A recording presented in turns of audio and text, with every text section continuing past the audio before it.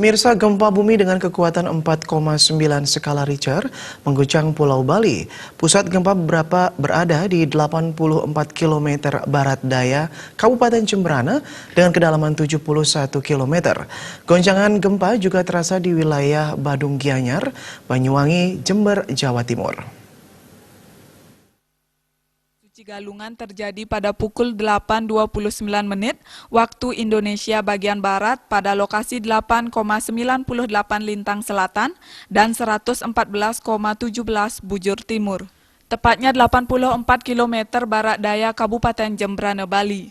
Goncangan gempa terasa di wilayah Kute sebesar 4 mmi, di Denpasar, Banyuwangi, dan Jember 3 mmi, serta Gianyar dan Tabanan sebesar 2 mmi.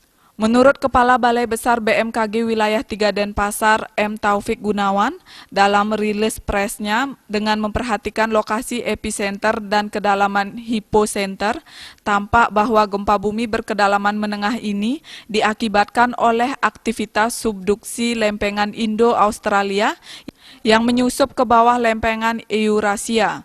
Hasil analisis mekanisme sumber menunjukkan bahwa gempa bumi ini dibangkitkan oleh deformasi batuan dengan mekanisme pergerakan batuan jenis naik mendatar.